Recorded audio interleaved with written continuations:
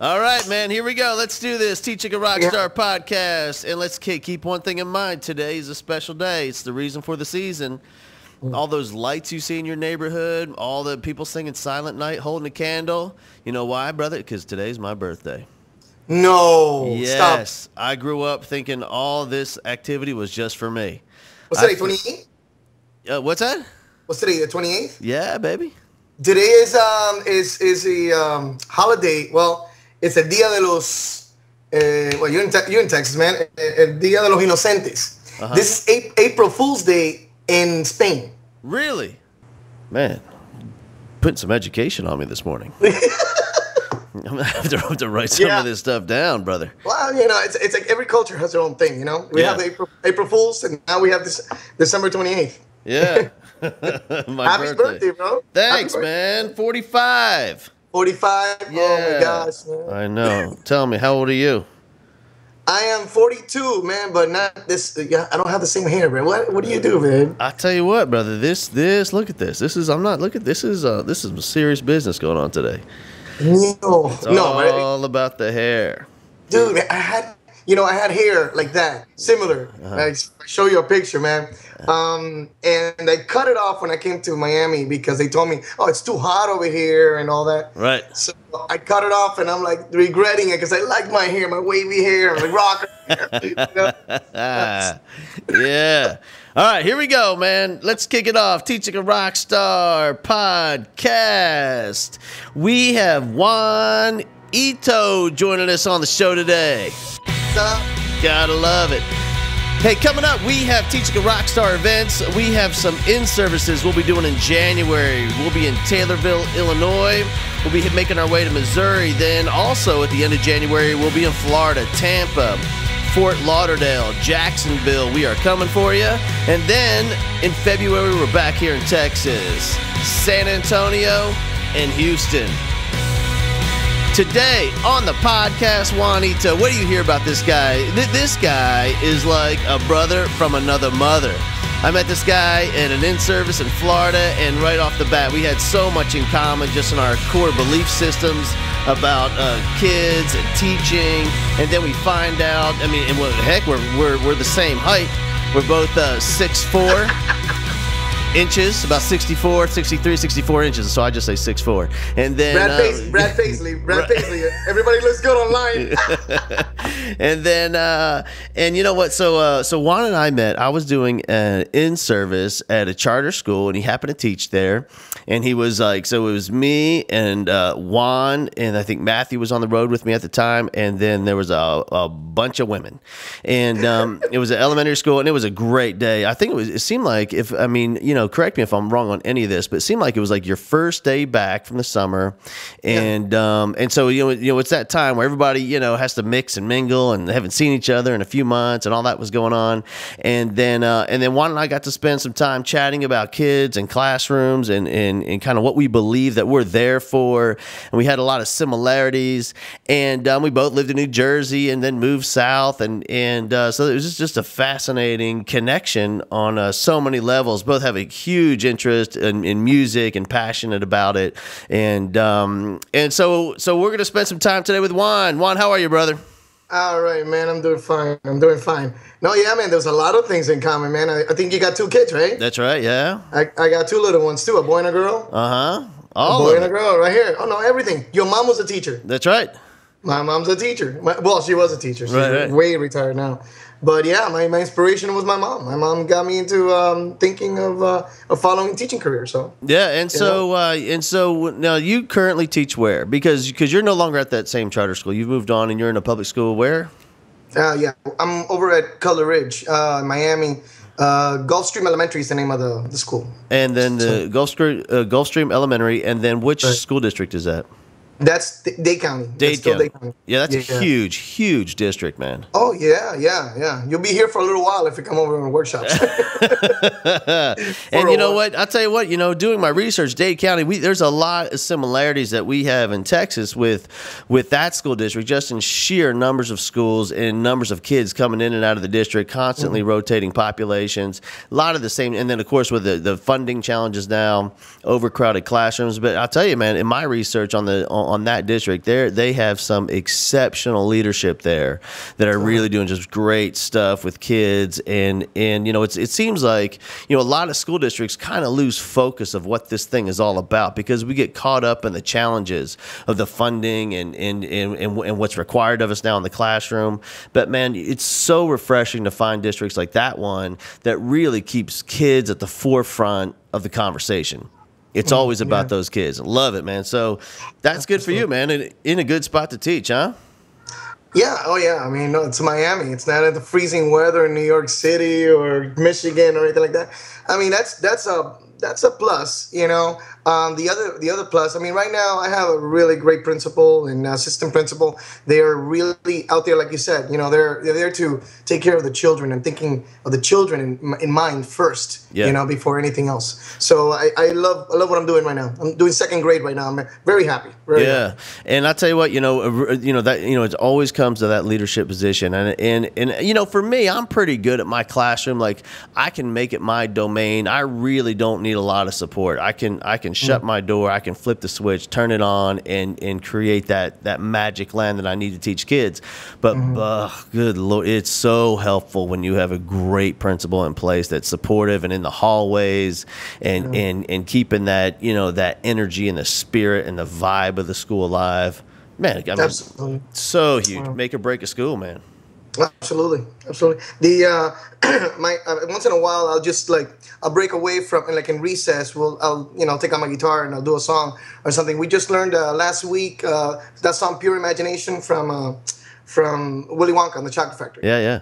It's a great little tune, especially when there's multicultural inside their own classroom, and some of them do not celebrate, you know, Christmas or Hanukkah. They'll just they have a different belief. So Pure Imagination is a great song because it talks about your imagination, about the children, about changing the world and all that. But it breaks away. So my principal comes in and she sees that, you know, and she is all for it. She says great vocabulary in the song and all those things. And you know, I'm like, it makes me happy to know that she has my back. You know, so that's all good. Yeah, I mean, that's huge. I mean, you know, because in teaching, listen, man, we're not here for the financial rewards, but when we get like an affirmation like that, especially from, you know, that educational leader in the school, man, for me, that one compliment, that'll last for months. You know what I mean? Oh yeah. And you know, and the thing is that it's that compliment is not just to boost our ego or anything like that. It makes your curriculum now say, oh, she's got my back. I'm doing something good. Here I am teaching math, doing stories to teach regrouping or anything like that. And it's like the more entertainment you give to the students and have them really interact with each other, the more I know that I'm pleasing my principal and the whole school improvement plan that we work so hard on. And it's not just a curriculum. It's all about having fun doing what your calling is, I guess, you know? Yeah, I mean, it really is. And I tell you what, dude, that's what I find, you know, because I mean, I go to hundreds and hundreds of schools and I see thousands and tens of thousands of kids and teachers and administrators. And it always seems the best schools that I go to, you know, are and the demographics don't matter. It's those schools where the principal gets it. They love kids. You know, they've never lost that love for the kid. Because listen, dude, let me tell you, I go to schools and that principal, a lot of times, not all the time, but I've seen a lot where they're out of touch. They're really, it's been so long since they've spent time with children, whether in the classroom or in the hallway, that they really lose that sense of connection and what this thing is really all about. And then they get buried in the test scores and it's all data driven and Excel spreadsheets, when really what this thing is about is making a difference in the lives of kids through building incredibly deep, profound relationships. And when you have a principal in place that supports that and also models what that looks like in their interaction with kids and teachers, brother, that's just an awesome place to teach. So give it up, man. I'm gonna give some props and some applause to Gulfstream Elementary. And tell me your principal's name. Miss Santana, Concepcion Santana. Yeah, she's awesome. I'm gonna send her some flowers. And awesome. Oh, sounds good. There you go. And I'm gonna put your name on them. There you go. How about that? Oh man. All right. Good. Props. Right. Get brownie points. Yeah. All right. So let's go back. So you said you were inspired to teach because of your mom, and now you are. I'm gonna go back here. You are from Cuba, correct? That is correct. Yeah, I came from Cuba in 1980 through the Maria boat lift. And so this we now I got to tell you, brother, we have the average age of a teacher is less than 30 now. There's so much turnover. So most teachers that listen to this, they have no idea what you're talking about. So go back in time because in history class they didn't get that far and maybe what they learned wasn't even accurate. So take us back to that because how old were you at that time? Well, okay. First, the dinosaurs came. Then, no. Okay, I was 9 years old, and there was a Jimmy Carter time, and Fidel Castro, some kind of understanding where many families could be reclaimed from the United States. Families that lived in the United States, they could reclaim the families from Cuba, and then they would be able to come live in the United States. The thing is that there was a lot of controversy with that, because along with the families that came were also a lot of political prisoners, common prisoners, different types of people that were the jails were emptied in Cuba, and so there's a mixture of so many of the Cuban population here, and in many cases, Fidel kind of won by sending a lot of criminal entities over here to the United States without us knowing. It's like it was. I mean, the guy's just fried in the head. Fidel. But we were one of those families who were reclaimed, and by reclaimed, and by reclaimed, tell us what you mean by that. What does that mean? Yeah. Okay. So like my uncle and my aunt send over papers, letting the Cuban administration know that they want to bring this family, our family, over to the United States. How did they get here? Oh man, well, my uncle and my aunt came in I'm thinking 61 or something like that. That's another story. I mean, my uncle went to jail and everything a couple of years because of him trying to escape Cuba, after Fidel took over. And I mean, there was a lot of stories like that, the Peter Pan flights and all that. Mm-hmm. I mean, there's a lot of fleeing Cuba to a better country like the United States, and there are a lot of stories that come with that. My story, I mean, that day that they came over to knock on my door and let us know that our boat was waiting over in Havana. My brother and I, we were eating breakfast. It was Sunday morning. We were eating breakfast, and when they knocked on the door, my brother and I freaked out when we saw a police officer, because we thought that they were going to arrest my dad. The reason why we thought that they were going to arrest my dad is like months and months before, they would tell us, don't say anything in school. They're going to try to ask you questions in school, like, hey, how many people have heard of the United States? How many people are thinking of going to the United States? And all that. And we couldn't say anything. Any word, anybody found out anything, and my parents would either lose their jobs or be sent to jail, or I mean, we were just afraid for anything that would happen, or we would lose the opportunity to actually go into the United States. And so that morning, my brother and I, when we saw the police officer on the door, we went straight to the bathroom, and both him and I were throwing up. We got really sick, and my mom was there comforting us, and then my dad comes over and goes, no, everything's okay. We have a boat waiting for us.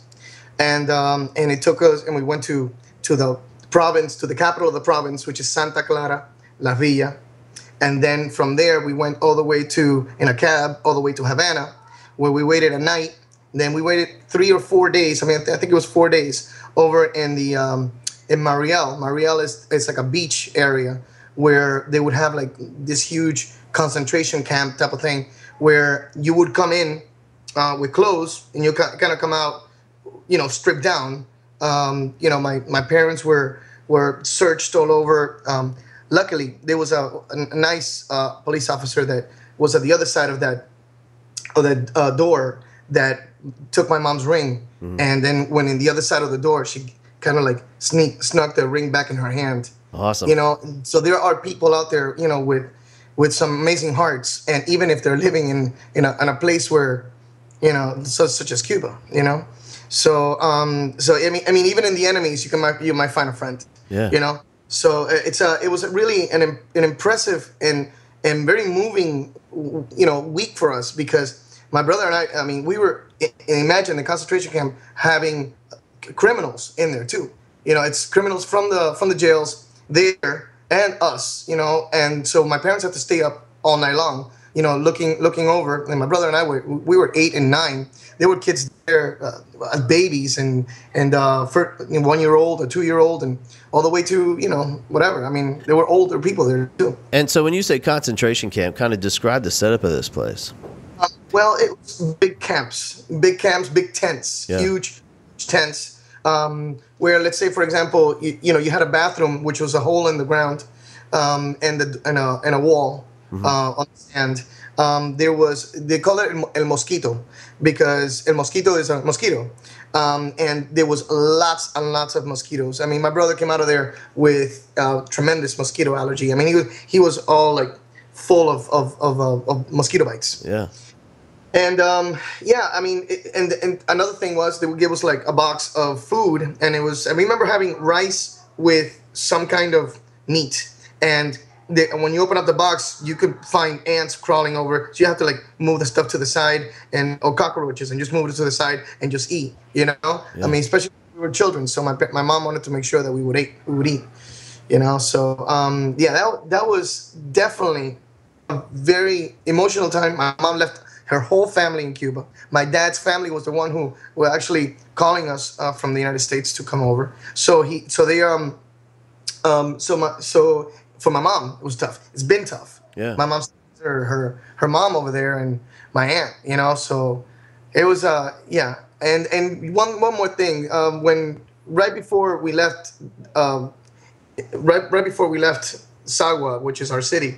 I remember my mom, my grandmother, and I, like put it with her forehead next to my forehead, and just like against my forehead, and we would sing a song. We sang a song that she would she would teach me. It's a song about a prostitute. It's like a tango from Argentina, but it's completely inappropriate for a child my age. Right. But it was a song that she would always sing. Tangos are very sad and very. But that moment it lasted forever, because I still feel the cold of her forehead against mine, and I feel, her hands in my face, so it's a moment, it was definitely the moment that impacted my life the most, I would say, And I think it's such an interesting story, especially with your grandmother, because I think people really they don't understand the depth of passion and importance of music in the Cuban culture, and how every little city, like there's a block, and the musicians on the block get together, and then there's another block of musicians, and it's just a part of the everyday. And there's no 300 channels on HDTV to watch, and so what they do is they get together and play music. Mm-hmm. Oh yeah, and they'll take out pots and pans, and big ladles, and just boom boom. They'll just go crazy on the drums, and they'll improvise. Yeah. Like the Mexican culture and the Cuban culture are a lot alike. They have La Bamba, we have Guantanamera, and it's that Guantanamera can go on forever with verses, and so is La Bamba, and that's the way it is. It's music. Music is a big part of Cuban culture, huge. Yeah. Makes your day go better, go faster, or easier. Let's say. Yeah, and I always love looking at the pictures of Cuba, because they still have those old cars going down the streets to this day, man. It's like going back in time, And then I've seen documentaries of these families and people that live in neighborhoods come together and play music, and these little cars are going past, and it's just amazing to watch. It looks like it's something out of the 40s or 50s, Absolutely, yeah. The '57 Chevys. I've heard stories that they would modify parts of other cars to go into a Chevrolet that would never ever fit a Chevy, right. But they find a way. It's like when necessity hits, you need to do the best you can to make yourself make life livable. Yeah. And and I think that's the other thing is, we have all these, these images of the oppression. Of course, it's there, but it's that human spirit, and those families there still find a way to be happy. I mean, this is where they live their lives, and even that the oppression's there, but they still love their heritage, and they love their culture, and they love their country, and they love each other, and they find ways to make themselves happy, and it's just beautiful to watch. Absolutely. I play rock and roll music now, or jazz music, but the spirit of the Latin flavor is there, and you can probably hear it when I sing, or you can feel something about it, because it comes from me. It's I can sing I can sing All Along the Watchtower by Jimi Hendrix, and then I'll still feel that song means something. Of course it means something. Look at All Along the Watchtower. It's about, either war or whatever you want to call it. And I was there, and felt it. And I still feel it in my mom's eyes, my mom's, tears when she's talking to her mother in Cuba. It's a tough situation. The music it's always a part. Yeah. And so you guys come over, and then on that, on the actual vessel, on the boat, on the ship, what was that like? Yeah, that's another story. I mean, there were 50 people in about I would say a shrimp boat, but it was a small shrimp boat. It was like maybe 40 or 50 feet, and the kids were in the cabin, and we were getting seasick as left and right, and there was a line that the families drew in the middle of the boat, that the common prisoners and the political prisoners will go on one side, and that's 25 of them, 25 families, 25 prisoners in one side. So the families were kind of like there, like guarding, staying up all night.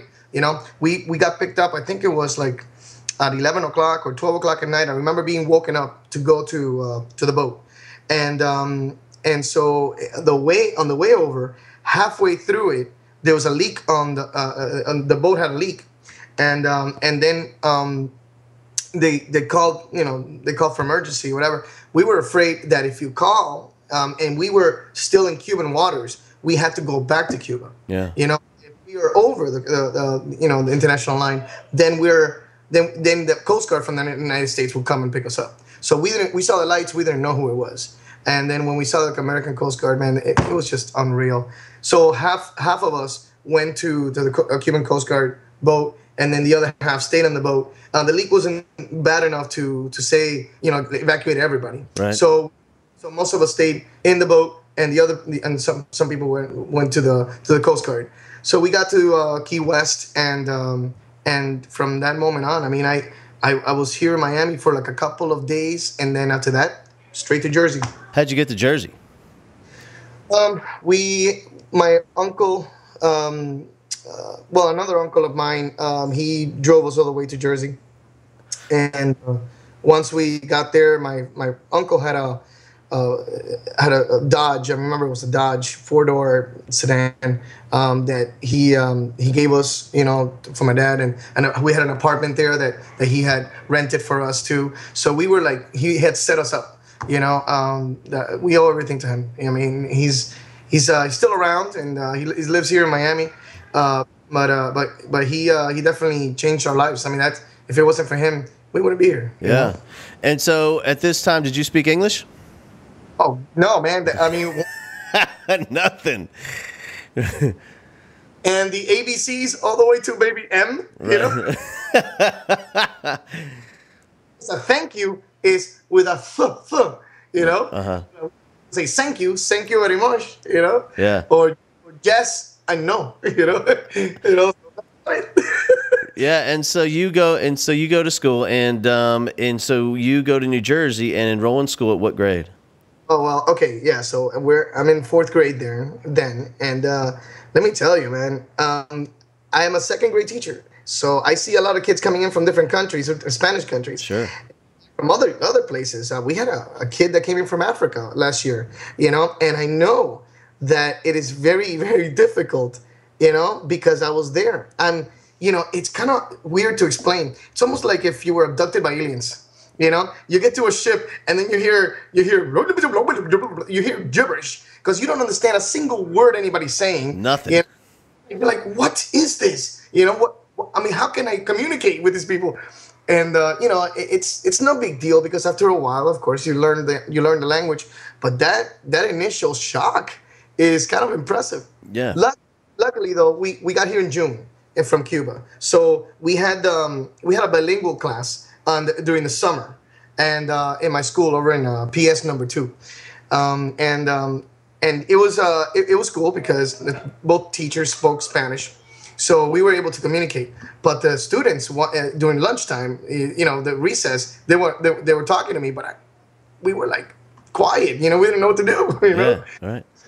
I have a friend that moved. I think her and her family moved from Mexico, and she was 4, and fourth grade, and she told me a story how she got in trouble. Their parents, she went down to the office. Her parents were waiting for her. The principal called her down because she had been skipping every day a class, one class in the fourth grade, and so her parents asked her in Spanish what she was doing, and it turned out what the deal was on her schedule. It had a room number on where she was supposed to go. She would always go to that room, but it said gymnasium for one of and she didn't know what that was, or she understand. She couldn't figure that out, so she just hid in the bathroom. And it took about 4 weeks for anybody realized, because the gym teacher didn't know. This little girl just never showed up, And so yeah, man. So going into the school to 100% Spanish, and so you're in June taking a bilingual class, and so during that first year there in Jersey, you start putting some things together linguistically and making connections, and then building friendships, and as a kid, because kids are so resilient, you start figuring some things out. Yeah. And my dad, my dad in high school back in Cuba, he learned English. Of course, he can never practice it because you don't speak English in Cuba. But he knew a little bit. So I would try to talk to my dad and see if I could. He would learn from me, I would learn from him, type of thing. And I had some friends that were Cuban but didn't speak Spanish. So over in Jersey, the parents might speak Spanish, but the kids, they lose the language because if they don't practice it. So it was definitely difficult. But little by little, we just like, the teachers were really nice. So if I would come up with, I spoke to somebody this weekend and I said this to them, and I would say a whole sentence, and they got really happy. Listen to this, and then she would take me to another teacher and says, listen to what Juan said. It's he spoke to somebody this weekend, and he said this whole sentence. Listen to this, and then they were like, they were really good at instrumental in giving me that motivation to continue and to feel good about myself and the pride, So it's very important for that, Who if you could think back at that time, who were some of the more influential educators, teachers that really had an impact on you at that time? Oh man, okay, I guess it's because he was also a Cuban, Mr. Lopez Chavez. That guy was really instrumental, and he had like an unorthodox way of teaching, which he was a good guy. The guy is amazing. He was the basketball coach, and he taught us English, the English class. He was really cool. I found out the whole story later on in my life, of course, after I meet him, because I've kept in touch with him throughout all these years. This guy, we came back from lunch, and he comes over to me. He comes over to the class, and he's all like flustered. He looks flustered, and he gets chalk, because back then there was no whiteboards, Right. And then he gets a whole bunch of chalk in his hand, and we didn't see the chalk. And then he's walking around the classroom and telling us that, when we write sentences, we need to make sure that we have our subject and our predicate. Make sure that we have subject and predicate. And he goes, do you guys understand what subject and predicate is? It's like, if you don't have the subject, and he's like getting off, I'm like, oh, well, dude, what's going on here? It's like, and he gets the chalk and he throws it against the chalkboard, and pieces of chalk just fly all over the place. And he's like, it's like a fragment, like this. I'm like, forever and a day, I will never forget sentence fragments, Right, yeah. And then I find out, because last year I invited him over over to Hollywood, over here in Hollywood, Florida. We were playing at a at a casino there, and I told him the whole story. Listen, I never forgot how you did that. He goes, "Are you kidding me? It wasn't a lesson that I was teaching you. I was just so mad that you guys weren't getting it that I got mad and I threw the chalk all over the place." I'm like, oh, really? I was like, little did I know. I thought he actually had a lesson. Right? Yeah. Yeah. Good. That guy was awesome. He was awesome. Yeah, man. And so, that's the truth, and I think, and it's not just teachers, brother. It's really everybody. Everybody has a story about a teacher, and it's like, and they remember like every. I tell you what's interesting is that he still remembers that, because I know like kids will come up to me and they'll say, "Bowman, man, I remember the time that you said this and we did this," and I'm thinking I have no recollection of that at all. Absolutely. I remember one of the kids in the classroom, because he really impacted a lot of us. And there was one time where his kid in the class says, "It's like songs." He liked our music and everything, and he was very hip and with the times, and there was like a stack of books on top of a desk. I don't remember how the whole story was, but the song "Pressure" from Billy Joel. Yeah. And he goes, "Pressure," and then when finally he says "Pressure," and he just threw all the books on the floor, and it's like you need to write like that. You need to write with excitement. You need to write, and I'm like, whoa, I need to add more onomatopoeia, whatever you want to add to that, But it's like, but you need to be more expressive when you're writing a story, or when you're writing a paragraph, when you're writing an essay, just like Billy Joel was expressive when he did the song "Pressure." So I'm like, all of that, has stuck in my head, and I mean, I owe everything that I have now. That I know now and that I do now in my classroom. I think of him every time I step in front of my students, and my mom and him, they're definitely my biggest inspiration. So was your mom teaching here in the States? Oh, I can't hear you. I'm sorry. Was your mom a teacher here in the States as well as in Cuba, or? No, just in Cuba. Yeah, she was a math teacher over there. Uh-huh. It's like one of those movies, when you see a little kid looking through the window, looking at the mom doing something, and I was just like, oh man. I mean, she was teaching college students math, and I was just so impressed, and I saw the command, and I saw the standing in front of people speaking, and I'm like, man, I like to do that, Yeah. So it became a passion of mine, And so, were you successful academically all the way through? Oh no, my friend, no. Kids. No, actually, before my children were born, and Mikey's already 9 years old. Before they were born, like a couple of years before, that's when I graduated from Barry University as a teacher, and really, truthfully, I didn't want to have. It was just in me, I guess. My mom, again, she's very instrumental in doing this. The guilt trip of the moms, I need to have a degree, so when your child is born, they know that you had a degree. Yeah. It's like it's like okay, it's like, and I look back and I say I'm glad I did that, because it was all a big September 11th fiasco. The plane crashed, then the towers went down, then we lost our jobs. I was working in Spirit Airlines back then as a purchasing agent, so there was no guarantee that we're going to get a job again. So I went back to school. Mm-hmm. I went back to school. In 2003, I became a teacher. So, yeah. And so you were, how did you find your way down to Miami? Oh, well, okay, no, I mean, that all happened here in Miami. Yeah. Back in Jersey, 1987, my mom was really, she didn't, like, the cold was just way too much for her, and so we decided to move down to Miami. That was my end of my junior year, so that was tough. Another move that was really tough for me, because you know how it is. I mean, high school, your senior year is the most important. It's like socially, So I had to restart and start all over again, and here in Miami.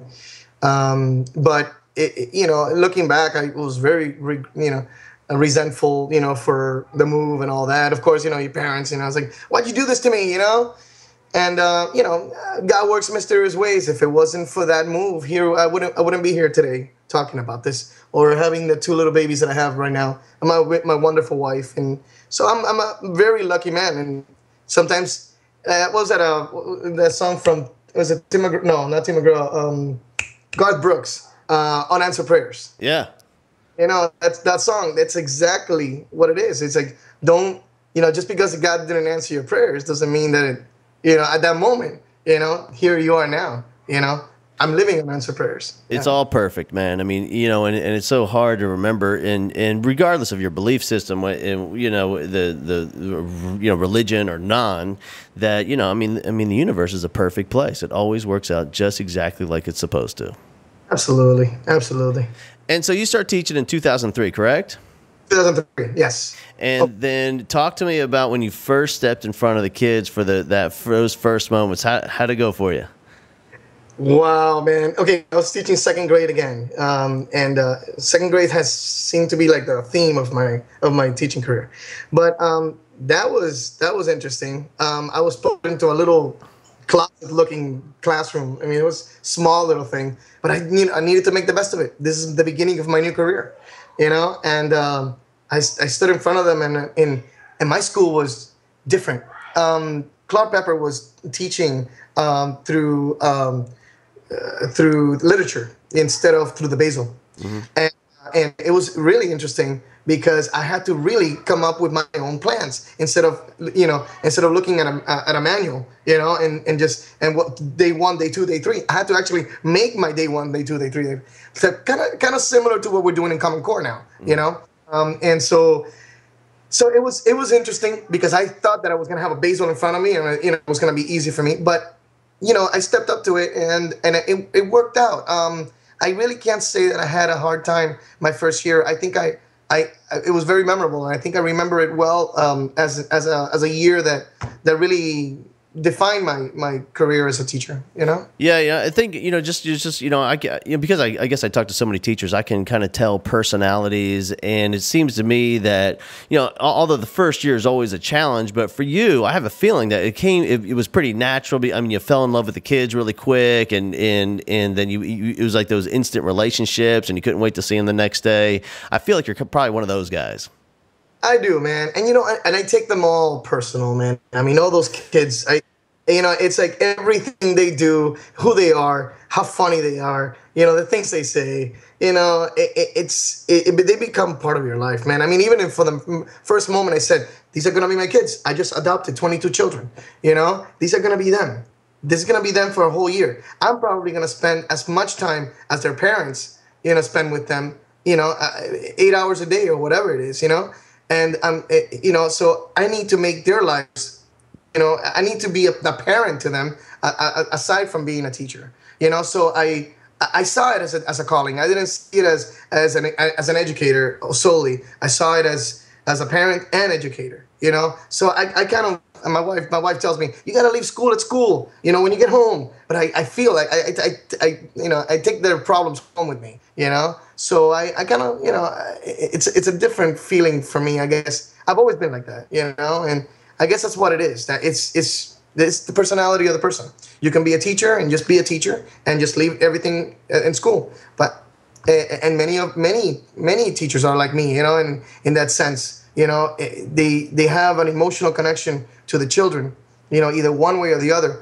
Or the fact that I was 9 years old when I left Cuba, and it's left a long-lasting impact in my life. The fact that I was little, and I was very, it was an emotional time for me, and how difficult it must be to be their age. And maybe that's what it is. I don't know what it is exactly, but, and just the fact that also that, I live a kind of, a very spiritual life, so it all has a spot in the whole teaching, career for me, I guess. Yeah, absolutely, man. And so for you, because I mean, second grade, this is a critical, this is one of those really critical grades that, based on what my experience, because this is where those kids are really building that emotional foundation for how they feel about school. And it's a K, first, second, even third, where these kids, I mean, because in these grades, like if we can't get them hooked into the passion for learning and fun and excitement for school and enjoying it and just feeling good about being in that class and being connected with that family that you build in the classroom, if we can't get them right there, it's really hard ever to get them back, So for you, because in second grade, I mean, you want to deliver some content, you want to put the goodies into the noggin, but for you as their teacher and their second parent, what is it for you that you also, at the end of those, 9 months that you have them, I call it the gestation period, after you birth them out of the door, at the very end of it all, what is it that you want for your kids in addition to all that academic content stuff? Well, I mean, I need them to know that, the compassion and the love for each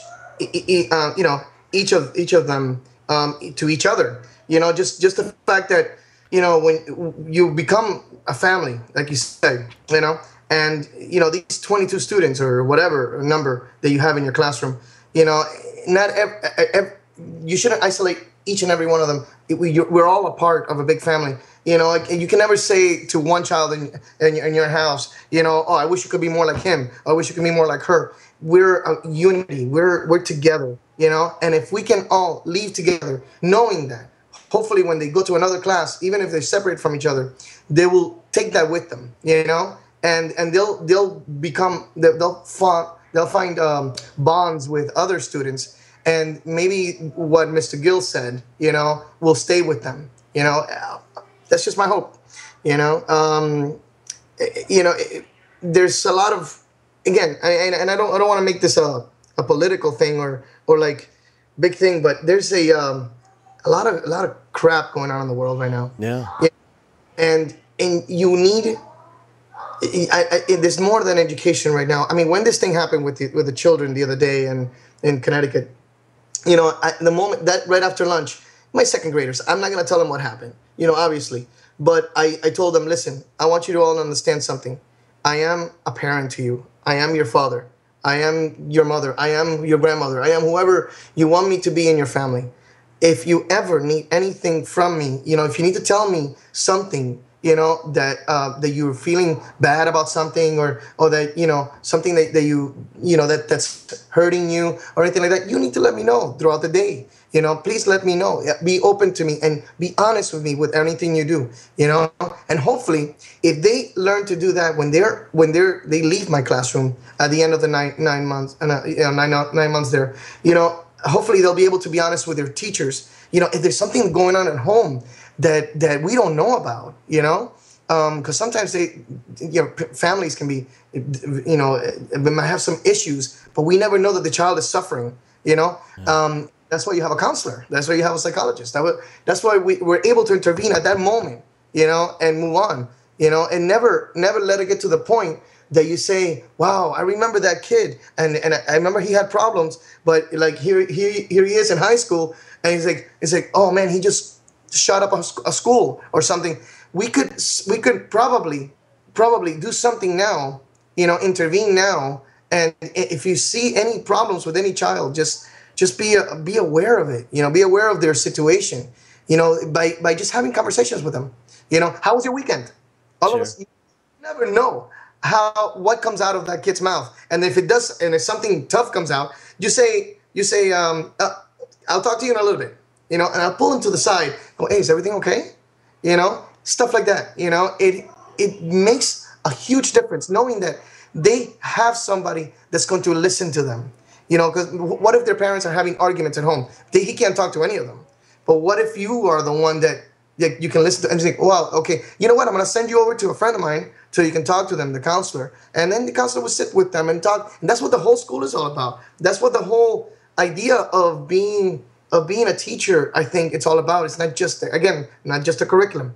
It's all about character education. It's about how to solve your issues with in a normal way, not just keep it boggled up. Who knows if this kid holds on to this frustration and this anger for all these years and nobody caught it. Yeah. I want to make sure that if I can do it, I will do it. I'm with you, and I think that's just such an amazing way to look at it because here's the thing: I'm a pretty positive guy, but I'm also a realist, and so I would love the idea of our divorce rate, plummeting instead of being at 53%. And I would love for families to have dinner together. And I would love for families to spend time together on Sundays. And I would love for everybody just to slow down and talk but really the realist part of me, that's just not going to happen. We're not, there's one place that we have these kids and it's in the classroom. And what's interesting to me, what's really fascinating to me is when we build those relationships with those kids, that's what makes the content stick in their head. Excuse me. So I think sometimes we lose fact is, yeah, we're building the relationship with the kid, and yes, we want to have this family in our classroom and this emotional connection with these kids. But also, in addition to that, that's why the content that we're delivering stays within that kid is because of who they became. Not just what they learned and how they learned it, but who they became in the process of learning that information. That's like with you and Mr. Lopez. Because of that relationship you had, and you can remember specific moments, and you can still see the chalk flying in the air. You can still see the fragments on the floor and the intensity of the moment because of who he was for you and the relationship that you guys had. Because I'm telling you, those same moments probably happened for you in other classes, but because you didn't have that same relationship with the teacher, you just don't remember. It just went by, and it was just another day at school, and so what? But because of that relationship, you had with him, and you kind of was maybe a father figure, I don't know, but an adult figure in your life and a role model, all those moments stay in with you forever. And so now when you drop something and it shatters on the floor, you can remember back to Mr. Lopez's class. You'll think, fragment, I'll never forget that, man. You know what I mean? And so for you, man, you do take it personally, and so do I. I'm a part of their lives, and I want to be. And so when you become a part of those kids' lives, and you love them, and they love you, and you let them know, and you're high-fiving, hugging, handshaking at the door, and welcoming them into the classroom, joining us in the family to learn today, man. At times, if you teach enough kids. I always say this: if you're going to be a teacher, something's going to happen, and to one of those babies that you love, and if you teach long enough kids, and it happened with me. I've had some tragedy in my classroom, and it's happened to you, and so and take us back to that, because you had some tragedy strike your family, your classroom family. Yeah. Well, it was a couple of years ago, and I was teaching over in Homestead, and it was a early Sunday morning when I heard my wife actually tells me, a friend of hers called her up and says, "Hey, listen, I have a friend over in Homestead that just lost 3 kids in a car accident." And I was like, "Oh wow, that's horrible." So I dismissed it throughout the day. I didn't know this family. I was like, wow, they stayed with me, but I was like, oh wow, that's tough. The next morning, Monday morning, on my way to work, I get a call from my principal. And she says, "Juan." And I'm like, wow, she's calling me Juan. This gotta be important. He goes, "Esmeralda, she passed away in a car accident Sunday morning." And I'm thinking, whoa, wait a second. And then I call my wife and go, "Did your friend say the last name is?" And then, "Oh, honey, this is my student." And I was in total shock. I mean, going to school knowing this, and I'm like, oh boy, what? I didn't even know what to think. I got to school, and then I spoke to the teacher that I was departmentalizing with, and she told me the whole story. what happened was that the father would take all three kids to drop off the mom on Sunday mornings when she was going to work over at Jackson Memorial Hospital, and she was a nurse. And waiting at a stop at a red light after dropping off the mom, stopping at a red light, um, a, a pickup truck, a white pickup truck, hit the back of their minivan and squashed it to, accordion style. All the three kids, except for the baby, Amber, she survived for about an hour and she died in the hospital. And uh, you know, the thing is, God works again. Okay, this isn't. Um, God works in mysterious ways. I find out that the reason why my wife's friend knew this child, this family, is because we all came from a youth group back in the day. The father of my student went to a retreat which I had led in 1992. He was one of the ones who were receiving the retreat, and it was a migrant worker family over in Homestead. I saw him once, and then they went back to his church and never saw him again. This is a youth group where a lot of different churches would meet. So he came over and he left. Who would have known that years and years and years later I would be teaching a class where his daughter was going to go in, and one of and I, it's not because anything, but she was ready to be recommended to gifted. Yeah. She was living in a very impoverished place of here in Miami, next to Camilla's house, which is a homeless shelter. She wasn't living there. She's actually living in a house, but close to the area. So you can imagine that it was a place where, it was tough to, economically. Mom had just finished her nursing school, and she became a nurse.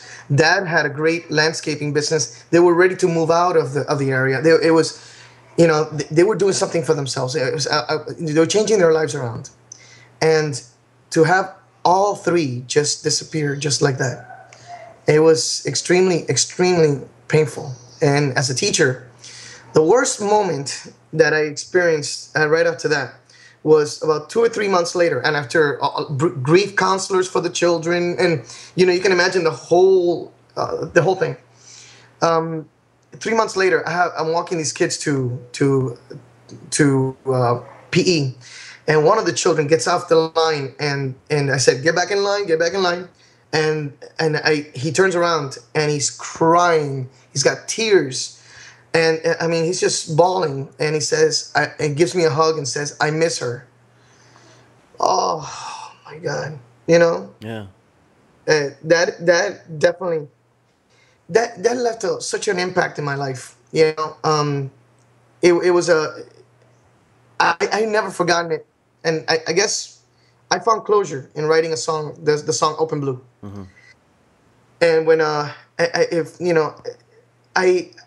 guess it's my way to just release the stress or the pain of what happened. I still have her picture on my board, because I remember it was a little girl who was an example to others, and that's just because she's my student, not because she's passed away, but it's just the truth. This is somebody who actually was doing her homework, caring about her schoolwork, caring about her family, and the family was so united, and who would have known that I had an emotional attachment or a spiritual attachment to the family years and years and years back, and here we are now, so it was a very, very, I don't know, it was just a very spiritual or moment in my life, surreal, I guess. Yeah. It's so hard to recover, you know, and I know for me, and I shouldn't say recover. I'm not, because you never really get over it. They never leave. You know, for me, you know, the kind of way I look at it is these kids, like every child I've ever had in my classes, whether it was K through 12, doesn't matter. It's like they now own they rent these little apartments in my head. And like I have this apartment complex of kids, and every once in a while they'll open a door and wave at you, you know. And so, you know, it's so, they're always with you. But for me, and I've had that same tragedy strike a few times, you know. And at first, you know, you're dealing with the other children, and there's grief counseling and all that's going on, and you never really get a chance for you, because it's always about the other kids, helping those kids through it. And because, you know, kids want to know why this happened, and those are huge questions. Why? Well, you know, honey, well, why? You know, those are really, and to help kids process what has happened is, you know, it really doesn't leave any time for you to recover. And so what you did as a musician is you kind of turned to music and your art, and you wrote a song, and tell us the name of the song. Okay, well, the song is Open Blue, and it talks about during the verses, my experience with her, you know, in my classroom, and like one of the parts says, she was sitting next to her best friend, and then the chorus is me kind of like trying to make sense out of the drinking and driving situation, and you know, it says,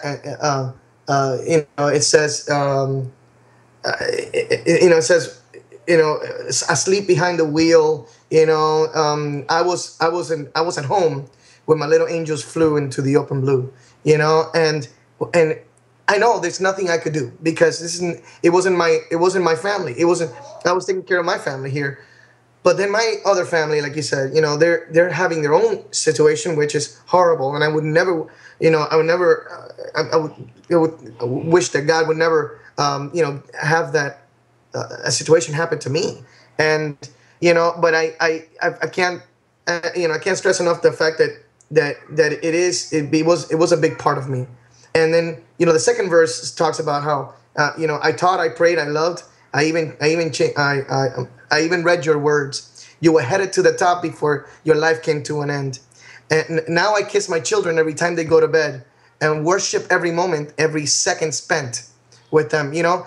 And it makes you, as a father, it makes you a lot stronger. Yeah. It makes you know, appreciate what you have at home. When you have the little babies, and every night you give them a kiss, every morning you give them a kiss before you leave. And you told me you Skype your kids, you know, because out of town, but you're doing that, you know, and that's beautiful, you know. So that's what Open Blue's about, you know. Let's take a listen. Let's spend a minute. Let's spend a few minutes, and this is Open Blue, and you wrote this song. Yeah. And in honor of Elsmerada, and you performed this with Franklin's Wheel. And is this a standard tune that makes it to your set each night? Yeah. This is a song that has a little bit of soloing from the keyboard player, from the saxophone player. So have fun with it. And you can find this also on iTunes. We're on right now, CD Baby and CD Universe. So iTunes definitely the you know, where we're trying to push right now, because I know this project was amazing. I mean, it's just the whole CD has so much behind it, so many stories and so many things. Like, I mean, Icarus is another song that in the CD, but this one is specifically, you know, important to me. Perfect. Here we go.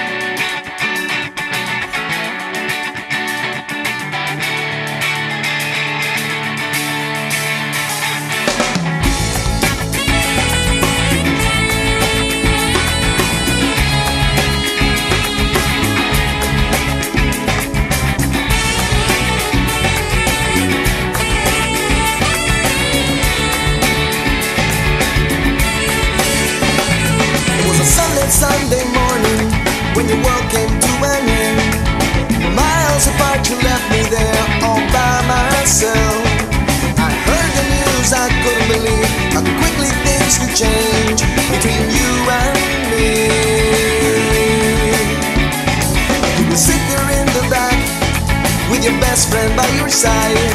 Your smile hid everything, everything you want to hide. An angel at every minute that you were in my life. How quickly things could change when you wish you had more time. Intoxicated, shameless, I slip behind the wheel. I was born without a clue when my little angels flew to the open blue, to the open blue, to the open blue, to the open blue.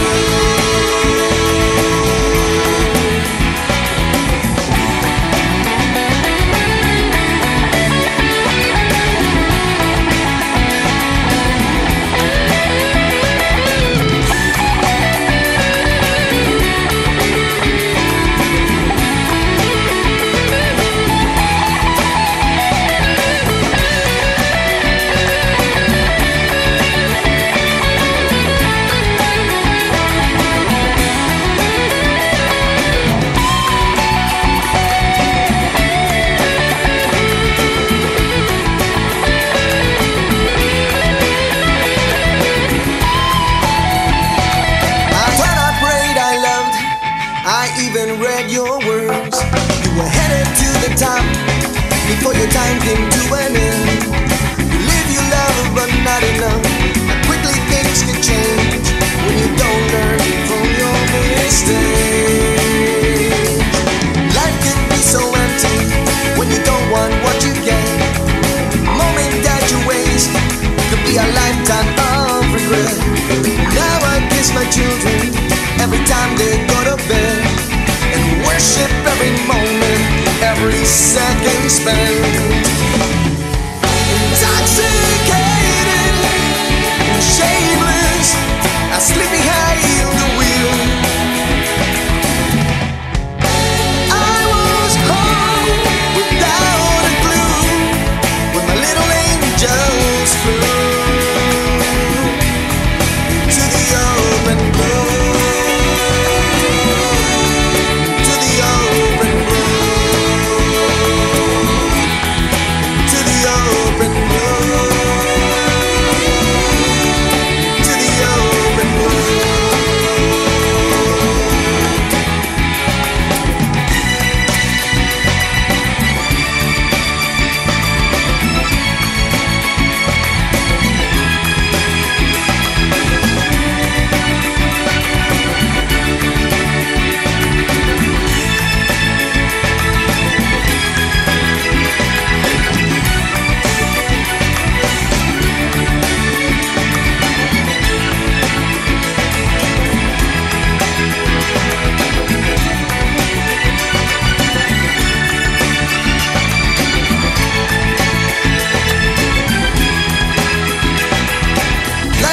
So empty when you don't want what you get.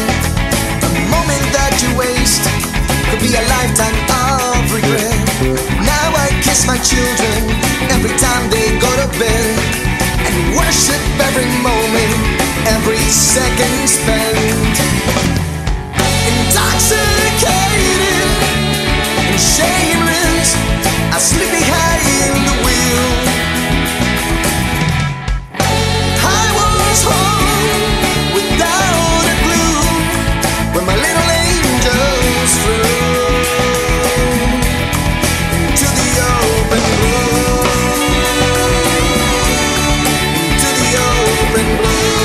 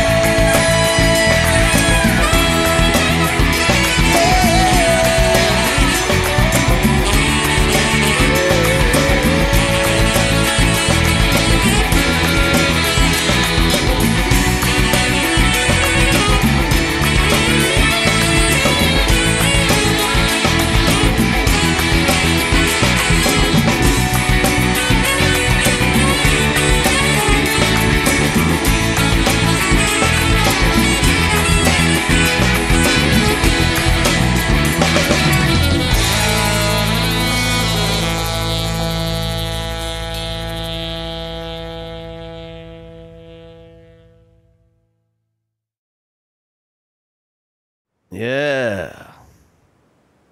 Nice, brother. Thanks, man. I appreciate it. Yeah, and so and what a great thing to have, you know, and that artistic, creative outlet to deal with emotions, and also what a great thing for your kids to see, you know, in your classroom, for you to talk openly about it and demonstrate through music in the classroom, and man, it's just an awesome role model for your children. Thanks, man. Appreciate it. Yeah, and so here we are, and you're back and you're still teaching second grade. Yeah, yeah. And how's your year going for you? It's going pretty good. I took 2 years right after I left Mandarin Lakes, which was the place where I had my little girl had the accident. Mm-hmm.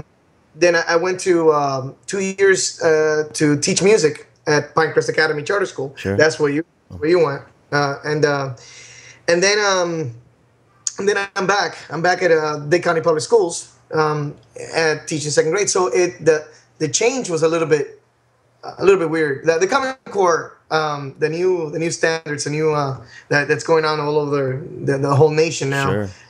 It's like I said earlier, when I first worked in Cloud Pepper, there was no basil. Now we're having to do the to plan from scratch again, you know, which is nice, you know. But I was kind of getting used to the basil. Right. So. What's next, man? You know, as far as teaching and moving forward, is this? I mean, do you think you're a lifer? You think you're in this for the long run? You know, I really do like what I'm doing, and you know, there was a time in my life where, I mean, like I said earlier, I was a church going kid and all that. There was a time in my life where I thought of being a priest. Mm-hmm. Yeah, me right here, being a priest. And you know, my wife and I, you know, I was dating her at the time, and things, you know, I told her, you know, this is what my thoughts are. And so we had like split until I finally decided, you know, that she's a wonderful woman, and she gives 100%. I give 100%. We both give 200% to the church and to what we do. So I decided to not pursue the idea of becoming a priest, and you know, I was working aviation, so I didn't know where I was going with it. But then when September 11th hit, you know, it took, I tell people, it took like 3,000 people to die to make me realize what my path was going to be, you know, and hopefully, you know, what I'm doing right now will take me for the long run, and these children will learn from me, hopefully, not only, like I said, not only the curriculum, but maybe for us not to repeat our mistakes from the past, and hopefully we'll be able to raise our children correctly. And I think that I got that to offer, you know, and I believe that with my, you know, hopefully with what I'm doing in the classroom, you know, these children will take that with them. And I do like to think that I'm going to be in this for the long haul, you know. God knows what's going to happen to me tomorrow, but I'm not leaving it. I like what I'm doing. Yeah. You know? And I think more importantly, man, it's, you know, like you said earlier, this is, man, this is a calling. This is not just some job you sign up for and you do your thing in a cubicle and you go home at the end of the day. I mean, what you're doing is that role of the real life American hero, man in the classroom, who's raising children, families of 22, 25 kids at a time. And after 9 months, we birth them out the door and send them into the world prepared, and we, you know, with a foundation now that they can build on. So I mean, you're doing it, man. You're one of those guys right there, you know, anonymously pushing his shopping cart down the aisle, you know, in the evenings. But what's going on in your head is how can I even, you know, impact these kids' lives even more? And such a beautiful thing to see. And so, how about the music, man? What's next for Franklin's Wheel? Oh man! All right. So, well, depending on when this will be broadcasted, well, we're playing now January, the 5th of January, 2013, over at Big Chill over in Key Largo, and then we have the 23rd. We're gonna be in the Band Shell in North Miami Beach in January 23rd, and then we're gonna have Seminole Casino Coconut Creek over at the Legends Lounge on February 9th. And then February 21st, we're going to be at Nectar Lounge over in Coconut Creek, also Seminole Casino. So we have a few shows coming up in January and February. So we'll see. And then hopefully, we'll have something else over by April 6th. I think we're over at World of Beer over in Miami. There you go. Hey, now you're talking my language, brother, right there. I thought you would ring a bell. And so, any new music? I know. So you guys have a CD on iTunes, and do you have any more recording planned in the future? Yeah, we just finished practicing a couple of three new songs that we want to bring out there. But we're still promoting the CD. But the idea is there. I mean, we have a few more tunes that we want to start recording soon. So it's all a matter of money and and budgeting. You know how it is. Yeah, I do, man. I hear you. Well, good, man. Listen, I can't thank you enough, and I can't wait to get this episode out there, because there's so many teachers out there that are like you, and I know that your story about how you feel about your kids and what this thing we call teaching really is all about, and it just reaffirms what they're doing. Because I know, man, you know how it is. I mean, you're in there and you're in the trenches, and it's emotional, and it gets hard, and you're tired, you get beaten down, and sometimes we forget, and I shouldn't say forget, sometimes it just gets pushed to the back of our mind what this thing is important, and thank goodness for you and Dade County and Gulfstream and your principal and assistant principal for being those people that always keep the kids in mind first. The most important, keeping the most important thing the most important thing. Yeah, absolutely. I want to thank you, Hal, man. When I first met you, man, we were in the workshop. Yeah. It was interesting to hear you, because I'm like, whoa, man, this guy's my story right here. Yeah. So and it's just amazing. I mean, I followed you, and I've in Facebook and all that, and see where you are all the time, and I'm glad, and you're making a difference, man. I really like what you're doing, and I really do commend you for everything that you've done till now. So thank you so much for having me. Absolutely, man. I appreciate you being on the show. And here's what we're gonna do. We are gonna we're gonna say goodbye, and we are gonna have a little bit more Franklin's Wheel. I'm 45. Hang on, let me put my reading glasses on. I want to tell you some Fallen and Appalled. And then what we're going to do is we are going to put this link on the website, so you can go to iTunes and download it and support local music. How about that for an idea, huh? It's nice. Yeah. Thanks again, Juan. We appreciate you, brother. Have an amazing rest of the school year, and then we'll see each other on Facebook. Brother, have a good one. All right, take care, man.